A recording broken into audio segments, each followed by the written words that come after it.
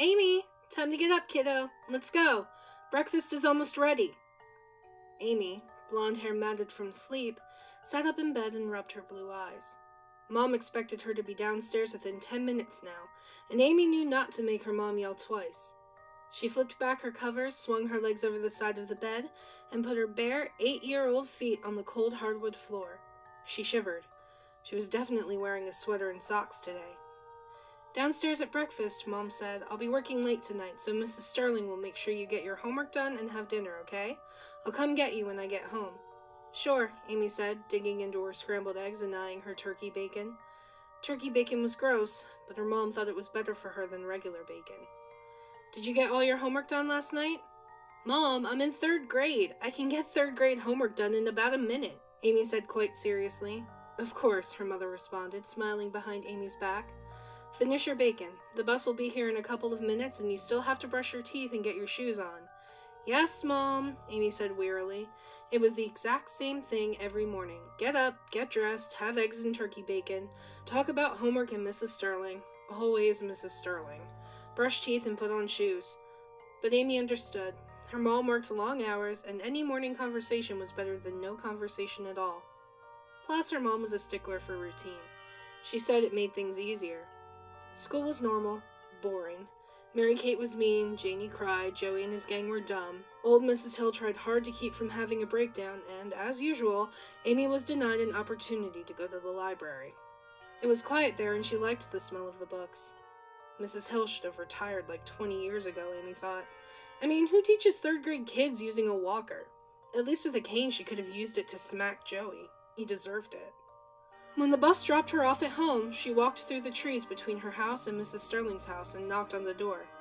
Mrs. Sterling was not quite as old as Mrs. Hill, but pretty close.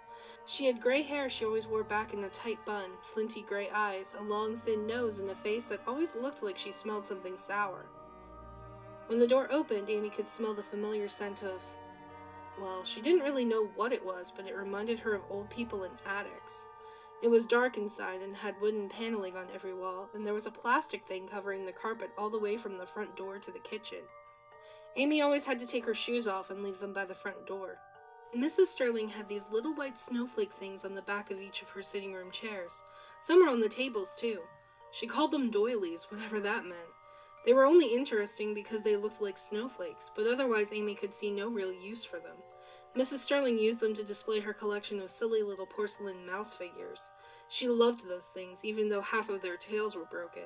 She said they were sweet and she loved them like they were her children. To Amy, they didn't look sweet.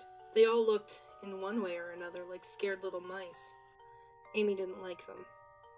Immediately, Amy sat down to do her 1 page of math homework, which was useless, really. Amy already knew all these answers. But old Mrs. Hill would turn purple if Amy didn't complete her homework and place it in the homework basket tomorrow morning. Mrs. Sterling gave her stale cookies and cold milk, the same snack every day, and they sat in the dark, stuffy living room with the white snowflakes and dumb porcelain mice and watched television. After a while, Mrs. Sterling said impatiently, Amy, you're wiggling that leg again and making the whole sofa shake. I can't watch my show with all that moving. Why don't you grab a book and sit over there for a while? She pointed to an ugly pink velvet chair with a white snowflake on it. Dutifully, Amy walked over to the built-in bookshelves, which were sagging under the weight of hundreds of hardbound Reader's Digest condensed books. Mrs. Sterling collected them, and sometimes they were fun to read. At random, she selected a yellow one and tossed herself into the chair to see if there was anything interesting between the book's covers. After a while, Amy was lost in a story about a guy who kept hearing a voice calling him, over and over again. Every night the voice got louder until finally, when the guy couldn't stand it anymore, he decided to try to find the voice. He followed the voice to a well deep in a forest near his house. Suddenly, Amy! Lord almighty, girl, did you lose your ears? Your mom is here, Mrs. Sterling said impatiently. Oh, sorry. Okay. May I borrow this book, Mrs. Sterling? Amy asked politely. No, hon, it's got to stay here with my collection. You can pick it up again when you come tomorrow, Mrs. Sterling said. She was always kinder to her when Amy's mother was around. She wasn't really mean, but she wasn't very nice either. At least she didn't make Amy do cleaning up work. Amy hated cleaning. Come on, kiddo, said her mom from the doorway. Let's go. It's late, and you've got school tomorrow. Coming, Mom, Amy said as she grabbed her backpack and said a quick goodbye to Mrs. Sterling. Once they were outside, her mom squeezed her shoulder and asked, "Good day?" "Sure, if you call Mary Kate being mean a good day. I wish she'd leave me alone," Amy reflected. "You think I need to call her mother?" Amy's mom asked. "No! Mom, that would just make things worse. I'm fine, really." "If you're sure," said her mom. "I'm sure," replied Amy. "Okay, I'll leave it alone. For now. But if it continues or gets worse, I want you to tell me. Got it?" "Yes, ma'am." The next day was very much the same. Wake up, eat stupid turkey bacon with her eggs, go to school, listen to Janie cry, try to avoid Mary Kate and Joey, plus make sure she stayed on Mrs. Hill's good side. Mrs. Sterling was exactly the same. Amy got to finish the story she'd been reading the night before in the yellow-covered Reader's Digest book, which she was happy about.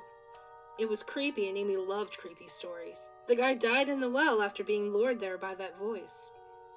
That night, Amy's mom came home pretty early. Since her mom worked some very long and unusual hours, it was good to spend that time together. Over an easy supper of grilled cheese sandwiches and tomato soup, they talked about lots of stuff. Amy told her about the story she'd read and assured her mother she wouldn't have nightmares. She talked about Mrs. Sterling and the stale cookies, though she told her mother that before. Her mother asked about Mary Kate and how she treated Amy that day. Then her mother shooed her upstairs to take a bath and get ready for bed. She would have time to read for a while before her mother came upstairs to tuck her in.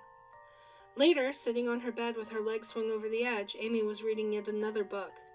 This one she'd read many times, but she was so fascinated by the world it created in Amy's head that she reread it frequently.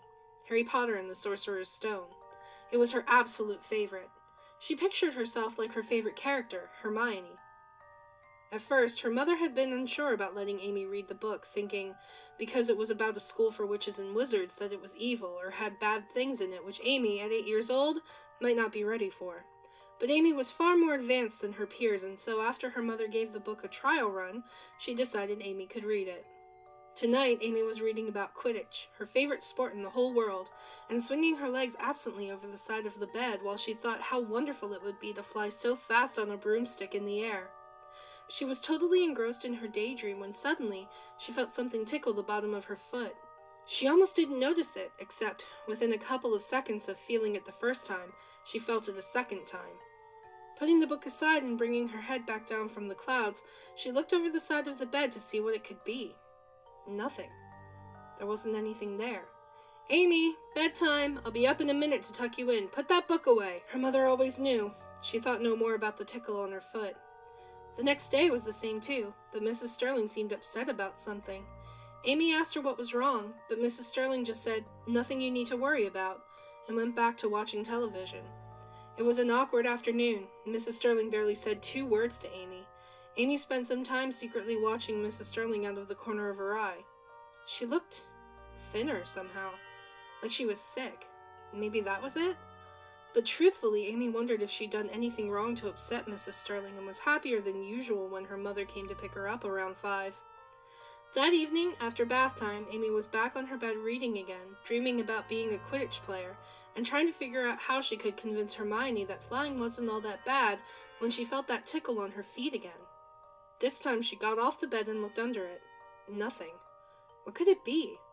But the wonder was only a passing moment, and soon she was back in the air on a broomstick.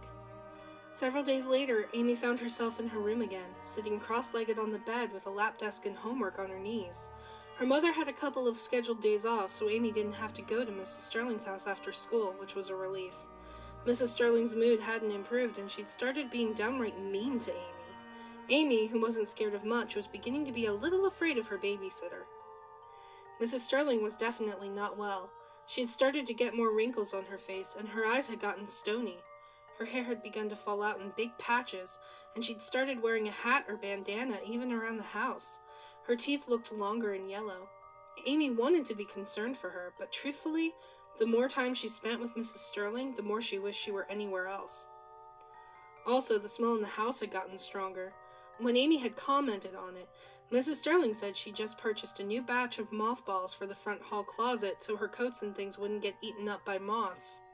Amy thought it sounded like a lie, but she was only 8 and knew better than to accuse her elders in such a way. Her mother had taught her manners. Those were the thoughts which distracted her as she sat there, homework forgotten. Unfocused, Amy began to hear scuttling noises in her room. a sound like she'd never heard before, but it seemed similar to when her cousin's dog Tippy came over, her nails tapped on the hardwood floors. Like that, only smaller, not as loud. Amy turned her attention to the sound, trying to pinpoint its location, but she was unable. It kept moving. Finally, she called her mother upstairs to listen. "I don't hear anything, Amy. Describe again what you heard." "Mom, remember when Aunt Bev came and brought Alex and Tippy? Remember how Tippy kept sliding on the floor and her nails made that tapping sound?" "Yes," her mother replied, surprised Amy remembered. She'd only been 3 then. "That, but not as loud," said Amy. "Listen harder." They both were silent for a while, but no sound occurred. Amy felt disappointed. "Maybe it was one of the trees scraping the outside of the house," Amy's mom suggested. "No, it kept moving. Sometimes it was there," she pointed to one side of the room, "and sometimes it was there," pointing to the other. "There aren't any trees on that side, Mom, only the bathroom." "You're right. Well, if you hear it again, let me know. You need to get into bed, kiddo. It's a school night." "Can't I take tomorrow off, too?" Amy almost begged. "No, sweetheart, you can't. School is important, and you need to go." It was the same answer Mom gave every time Amy asked to stay home. Her mom was gone so often, and Amy really loved spending time with her. Girl time, as Mom called it. It was Amy's favorite thing in the world besides Harry Potter. After Mom tucked her in, she lay there in the dark, listening intently, and was nearly asleep when she heard it again. A small scuttling, tapping sound from over in the corner by her closet. Fearless, Amy flicked on her light, got out of bed, and went to the closet to see if she could find the source of the sound. But no matter what she did, she couldn't find it. When she thought she had the sound cornered, it would suddenly start up on the other side of the room. Frustrated, she called her mother again. "Mom!" she yelled from the top of the stairs. "Mom! I hear the sound again! Can you come up?" Her mother came right up, and together they stood in the middle of Amy's room, silent and still, as they both listened. No sound. "Amy, I know you don't want to go to school tomorrow, and I'd love to let you stay home, but you need to go. School is important," she said again. "You've got to get a good education, sweetheart. And even though 3rd grade might not be so much fun, you've got to pass it to get into 4th grade.